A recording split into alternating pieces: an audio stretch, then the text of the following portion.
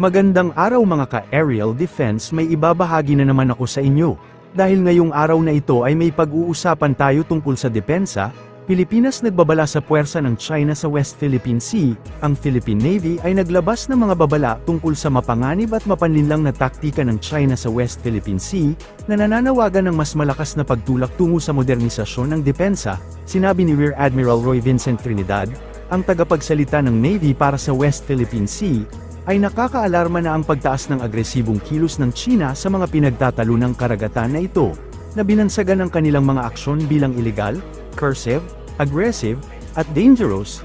Ang pinaka bottom line natin na binanggit ng ating Commander-in-Chief is the death of a Filipino due to coercive and aggressive actions by the Chinese Coast Guard, the PLA Navy, or the Maritime Militia. So when we say red line, the moment you cross that line, there's no turning back. Ibig sabihin, mag-iiba na ang dynamics. Sapagkat kung dati-rati ito ang kalakalan, when you cross that line, hindi ka na babalik sa dati. Kasi nag-iba na because of certain conditions that have been violated. Hindi natin dinidistinguish kung what caused the death. Was a gray ship, a Coast Guard, or a Maritime Militia. The statement of the Commander-in-Chief was very clear. Pag may namatay na Pilipino, that is a red line that will start the ball rolling for discussions of invoking the MDT. Details of that could be further clarified by the National Maritime Council sapagkat MDT is a policy-level decision. At the level ng DND and the AFP Navy, we look at strategy to be able to implement the policy of government. Maliwanag naman yung statement ng ating Commander-in-Chief. Does not distinguish kung ito ay military, ito ay Coast Guard, ito ay fisher folk. So, details of that, hindi na wala sa level ng AFP. Tulog yung himay-himayin yung statement na yun. That would be at the higher levels of government. Ang pinaka-importante ang ginagawa ng ating AFP is to continue exerting our rights na atin itong mga lugar na ito, mga fishing grounds. We have sovereignty and sovereign rights. Sa anong paraan? By being there, by having persistent presence. Yung sinasabi ng iba na bumabati ko sa ating gobyerno that the arbitral tribunal ruling ay hindi pwede ma-enforce. Pwede ito ma-enforce by fighting, by standing up, by doing our patrols, maritime and air, by doing multilateral maritime activities, by bringing in international partners, by supporting international law. This is standing up, this is enforcing the arbitral tribunal ruling. Pinapakita natin na business as usual ika nga from our side. We don't recognize it sapagkat may ruling na. That is how we enforce the arbitral tribunal ruling.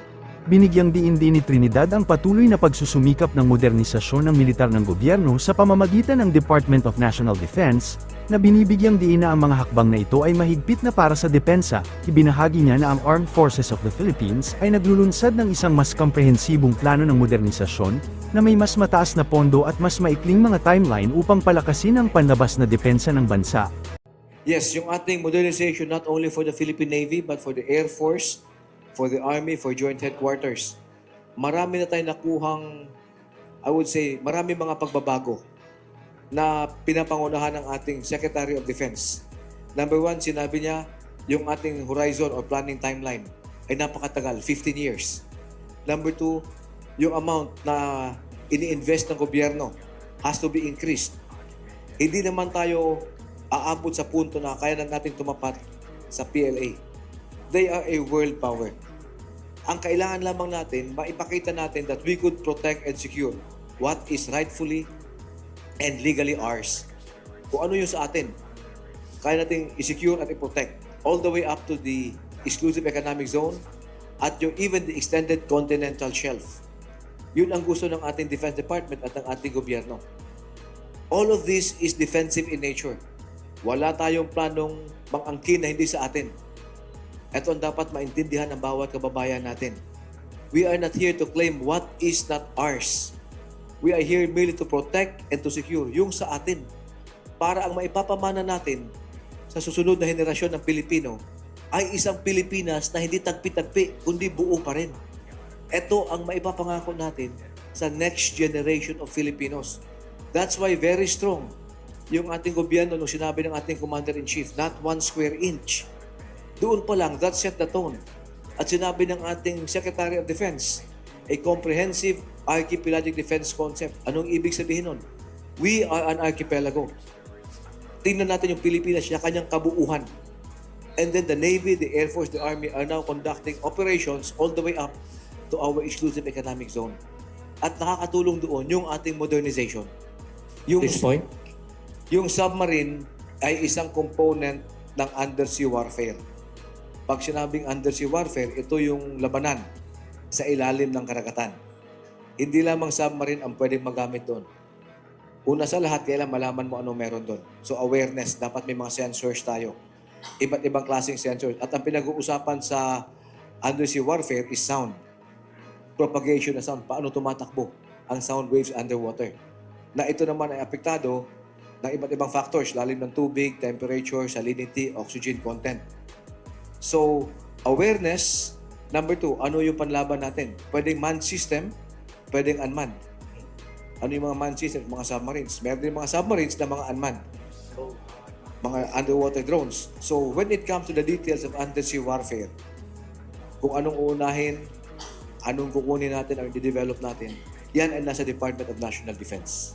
Ang Philippine Coast Guard ay nagsagawa ng Maritime Domain Awareness o MDA flight para kumpirmahin ang mga ulat na ang China ay nagsasagawa ng military drill sa Bajo de Masinloc o Scarborough Shoal, isang lugar na nasa loob ng Exclusive Economic Zone ng Pilipinas. Ang Bajo de Masinloc ay matatagpuan 124 nautical miles kanluran ng mainland Zambales. Sa kabilang banda, ito ay 472 nautical miles mula sa Hainan Province, ang pinakamalapit na landmass ng China. Sa panahon ng paglipad, isang PLA Navy helicopter ang nakabuntut sa PCG Islander aircraft sa loob ng ilang minuto, isang hakbang na itinuring na mapanganib. Pagdating sa shoal, maraming Chinese vessel ang nakita sa paligid. Binabantayan ng PCG ang 2 barkong pandigma ng PLA Navy at 4 na barko ng China Coast Guard, kasama ang ilang mga barkong pandagat ng China. Isang barko ng PLA Navy na isang tanker ay tila nagsasagawa ng replenishment operation gamit ang isang CCG ship, sa kabila ng mga iligal na aktibidad ng mga barko at sasakyang panghimpapawid ng China sa loob ng EEZ ng Pilipinas. Sinabi ng PCG na magpapatuloy ito ng regular na pagpapatrolya upang igiit ang mga karapatan ng bansa at protektahan ang mga mangingisdang Pilipino sa West Philippine Sea.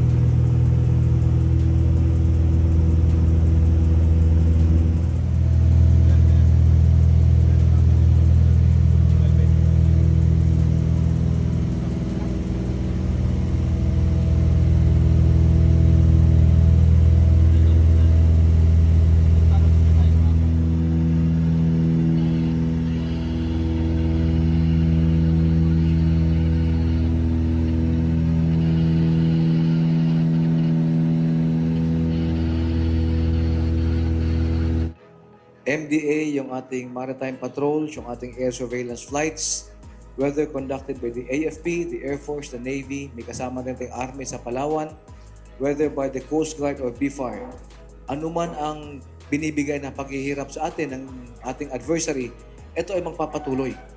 We will not be deterred. Bakit? Ang ginagawa natin ay sakop ng we are supported by international law and domestic law.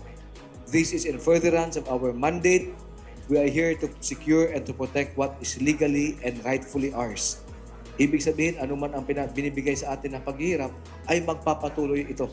Hindi tayo huhupa. Bagkus, pag dumating ang ating mga bagong kagamitan, dadagdagan pa natin ang mga patrolya na ito. Sinabi ni Rear Admiral Roy Vincent Trinidad, ang tagapagsalita ng Navy para sa West Philippine Sea, na ang China ay gumagamit ng mga taktika sa pagitan ng legal at iligal, isang diskarte na naglalayong nituhin ang mga kalaban at pahinain ang ating determinasyon.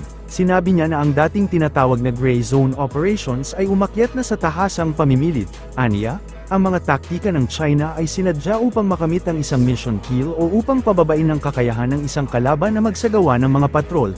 Binigyang diin din ni Trinidad na ang anyo ng psychological at operational warfare na ito ay naglalayong gawing normal ang dominasyon ng China sa rehiyon. Unti-unting pinipilit ang Pilipinas na umatras mula sa maritime presence nito. Intindihan natin, we have to know how the Chinese Communist Party operates. Yung isip nila is not to fire the first shot. Ang tawag nito, they operate between the legal and the illegal. So ikaw mismo, hindi mo alam paano ka magre-responde. What used to be called gray zone, nagbago na tayo. It's now illegal. It's now coercive, aggressive. It's now deceptive, it's now dangerous. Bakit? Pag binansagan natin gray zone ito, tayo mismo, we don't know how to react to that. Yun ang style ng Chinese Communist Party. Kunwaring legal, kunwaring illegal.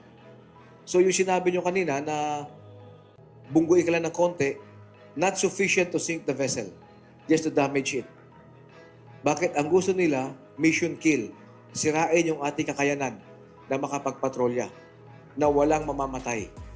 Sirain, gawing mas mahal sa atin. More expensive to do our patrols. Kada masira na barko, yan ay babalik sa shipyard para aayusin. Sila maraming barko. Tayo konti lang. Yun ang ginagawa nila. Slowly, little by little, they will destroy your will to fight. They will destroy your capability to fight, to project force, to stand up for what is legally and rightfully ours. Sisirain nila yung fighting spirit natin. Up to the point na tatanggapin lamang natin na ito na ang normal. Huwag na tayo magpatrolya kasi sa labas binubunggo tayo, nasisira yung ating mga barko. Dito na tayo sa within the 12 nautical miles. So parang tinanggap na natin na ang mga lugar na yan ay kanila na. And we would have lost by default. Yun ang operating concept ng Chinese Communist Party. Without firing a single shot, gusto nilang manalo. Because for them, the acme of skill is to win without firing a shot. Sapagkat kasama sa rulebook ng Chinese Communist Party ang magpapalaganap ng fake news, ng malign influence, or misinformation, disinformation, malinformation. Anong objective nila? I-shape yung perception ng taong bayan. So, kailangan ang kapantapat nito, ilabas natin yung katotohanan. Yung binabanggit nyo kanina, yung nature reserve, ito ay isang malaking kasinungalingan, walang basehan sa international law. Yung sinasabi na magkakandak ng live weapons exercise, ito ay mali, ito ay walang basehan, ito ay dapat magpaalam sa coastal state. So we have to be very clear, ang mga news na umiikot sa ngayon, in today's generation, Butch, ang daming umiikot na fake news. Again, ang pangsagot nito, ilabas yung katotohanan. Yes, yung ating modernization not only for the Philippine Navy, but for the Air Force, for the Army, for Joint Headquarters. Marami na tayo nakuhang, I would say, marami mga pagbabago na pinapangunahan ng ating Secretary of Defense. Number one, sinabi niya, yung ating horizon or planning timeline ay napakatagal, 15 years. Number two, yung amount na ini-invest ng gobyerno has to be increased. Hindi naman tayo aabot sa punto na kaya na natin tumapat sa PLA. They are a world power. Ang kailangan lamang natin, maipakita natin that we could protect and secure what is rightfully and legally ours. Kung ano yung sa atin, kaya nating i-secure at i-protect all the way up to the exclusive economic zone at yung even the extended continental shelf. Yun ang gusto ng ating Defense Department at ng ating gobyerno. All of this is defensive in nature. Wala tayong planong mangangkin na hindi sa atin. Ito ang dapat maintindihan ng bawat kababayan natin. We are not here to claim what is not ours. We are here merely to protect and to secure yung sa atin para ang maipapamana natin sa susunod na henerasyon ng Pilipino ay isang Pilipinas na hindi tagpi-tagpi kundi buo pa rin. Ito ang maipapangako natin sa next generation of Filipinos. That's why very strong yung ating gobyerno nung sinabi ng ating Commander-in-Chief, not 1 square inch. Doon pa lang, that set the tone. At sinabi ng ating Secretary of Defense, a comprehensive archipelagic defense concept. Anong ibig sabihin nun? We are an archipelago. Tingnan natin yung Pilipinas na kanyang kabuuhan. And then the Navy, the Air Force, the Army are now conducting operations all the way up to our exclusive economic zone. At nakakatulong doon yung ating modernization. Yung, This point? yung submarine ay isang component ng undersea warfare. Pag sinabing undersea warfare, ito yung labanan sa ilalim ng karagatan. Hindi lamang submarine ang pwedeng magamit doon. Una sa lahat, kailangan malaman mo anong meron doon. So awareness, dapat may mga sensors tayo. Iba't ibang klaseng sensors. At ang pinag-uusapan sa undersea warfare is sound. Propagation ng sound. Paano tumatakbo ang sound waves underwater. Na ito naman ay apektado ng iba't ibang factors, lalim ng tubig, temperature, salinity, oxygen content. So, awareness, number 2, ano yung panlaban natin? Pwedeng manned system, pwedeng unmanned. Ano yung mga manned system? Mga submarines. Meron din mga submarines na mga unmanned. Mga underwater drones. So, when it comes to the details of undersea warfare, kung anong uunahin, anong kukunin natin, ang i-develop natin, yan ay nasa Department of National Defense. Pinaka-importante, deterrence is not only a particular missile system or a capability. Deterrence is composed of different factors, different components. Meron dyan the leadership of the country. Number 2, yung ating military capability. Number 3, the will of the people. And lastly, yung ating alliances with like-minded nations. Importante yung sinabi kong pangatlo, yung will of the people. Bakit? May mga attempts right now, napapansin natin, di umano na paghiwa-hiwalayin tayo bilang Pilipino.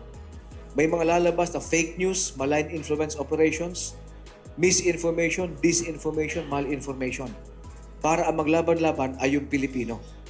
At ma-sidetrack tayo sa anong nangyayari, anong ginagawa sa atin ng isang adversary, isang foreign nation. Una sa lahat, pag sinabing laban, hindi ibig sabihin na baril lang ang pwede panlaban. Na kukuha ng baril ang bawat Pilipino. Ang pinaka-importante dyan, yung ating consciousness bilang Pilipino. Baka mas nananaig yung pagiging banyaga ko. Baka mas gusto ko yung foreign support na nagbibigay sa akin ng nagpapaaral sa akin. Nag-iimbita para magsalita ako at malaki ang binibigay sa akin ng honorarium. Or baka mas kinikilingan ko yung pagiging Bisaya ko, naka-iligan ako, kaysa pagiging Pilipino. O Bicolano ako, Ilocano ako, Cebuano ako, Zamboangueño ako. Ang dapat manaig sa atin ay yung consciousness bilang isang Pilipino. Yun ang pinaka-importante. Pag yan ay nasira, yung ating national consciousness, magkanya-kanya tayo nito. And then yung will to fight, mawawala. So the will to fight must be based on the consciousness of being a Filipino. Saka na yung sinasabing aarmas tayo. Maraming paraan para ipaglaban kung ano ang para sa atin. Para sa mas madaming update tungkol sa ating depensa, paki-follow at like muna ng aming page na nasa description na ang link. Huwag mo na rin kalimutan mag-like, share and subscribe. Pindutin mo na rin ang bell para updated kayo sa aking mga bagong video. Maraming salamat po.